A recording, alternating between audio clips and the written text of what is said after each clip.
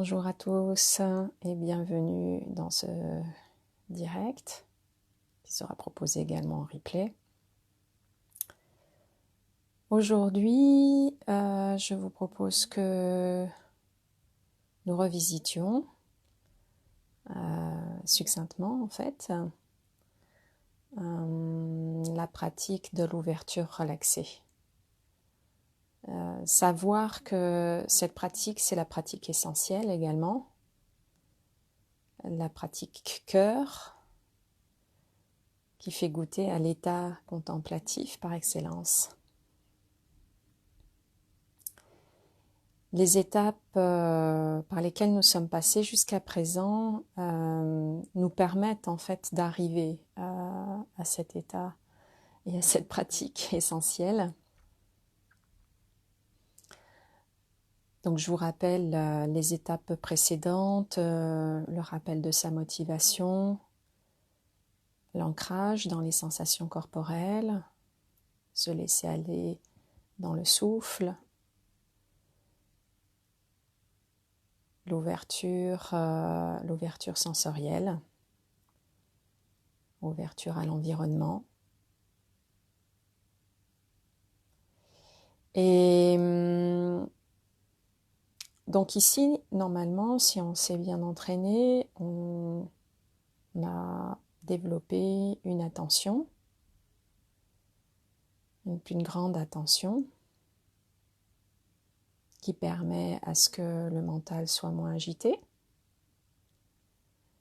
Et si on a également pris le temps de s'entraîner sur les sensations, leur va-et-vient, se laisser traverser par les sensations, qu'elles soient internes, corporelles ou que soit auditif, olfactif, visuel.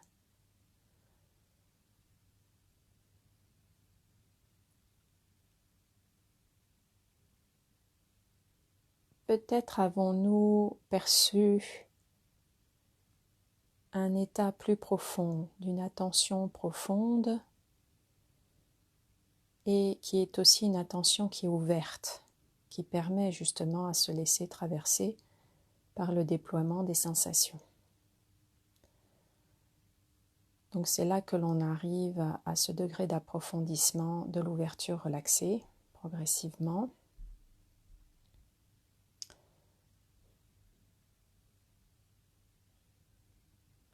Donc ici, ce que je vous propose, c'est simplement de poser notre attention dans la sensation du souffle, dans l'expire, et uniquement dans l'expire.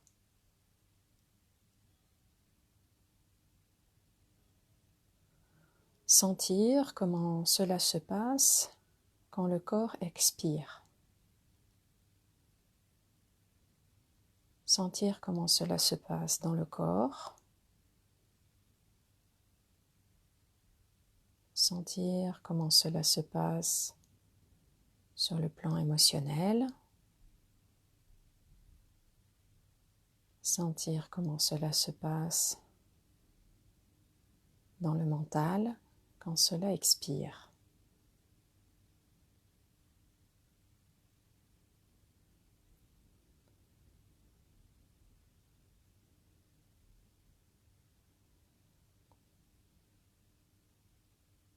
Donc peut-être que vous allez vous rendre compte que ça se pose quand ça expire. Il y a un état qui se dégonfle dans ses tensions, qui se décharge, qui se dépose. Il ne s'agit pas forcément pour cela de respirer profondément, on laisse la respiration naturelle se faire.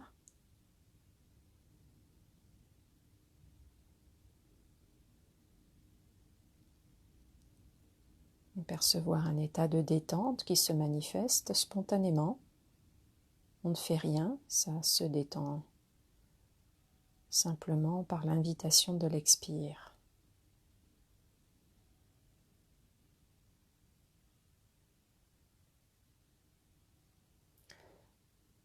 l'avantage de cette pratique, c'est que vous voyez, il n'y a pas d'indication sur le moment de l'inspire. Bien évidemment que le corps inspire, mais on ne s'en préoccupe pas. Ce qui suppose que nous soyons tout à fait présents dans l'expire et qu'il y a un temps de repos de notre attention dans l'inspire. C'est là que l'on dit, si on est parfaitement présent, que l'esprit se suspend dans l'inspire, puisqu'on ne lui donne pas du travail à fournir. Du coup, il est tout à l'expire et puis paf, il se décroche. Et à nouveau, il revient dans l'expire. Autrement dit, on rentre dans une phase d'alternance, de temps de relâchement profond sur les 3 niveaux que sont le corps, les émotions, le mental, et puis des temps de rien du tout.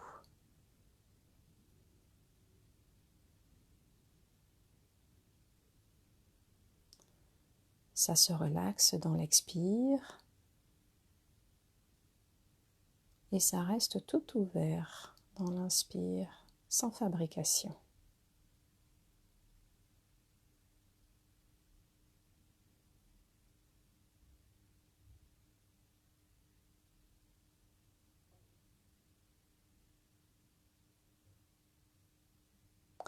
Si nous n'avons pas suffisamment entraîné notre attention,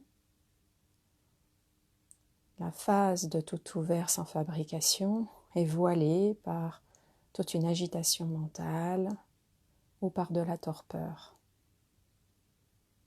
Il n'empêche que peut-être entre 2 pensées, dans un moment de non-lutte, cela peut se goûter, cette ouverture toute simple, qui préexiste à l'état de torpeur et d'agitation. C'est simplement voilé.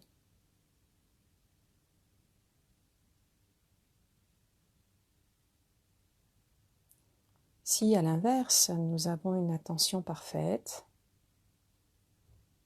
que l'esprit est totalement décroché à la fin de l'expire, alors il n'est plus besoin de revenir à être attentif à l'expire suivant. On peut rester l'esprit totalement décroché, totalement ouvert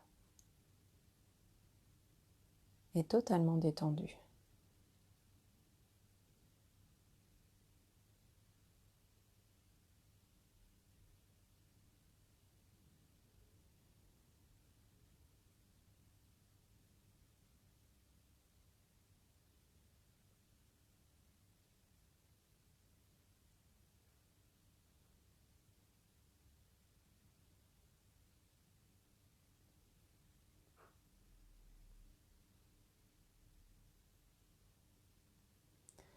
Voilà, je vous invite à refaire cette pratique essentielle tout au long de la journée, dans ces micro-pauses que nous pouvons avoir.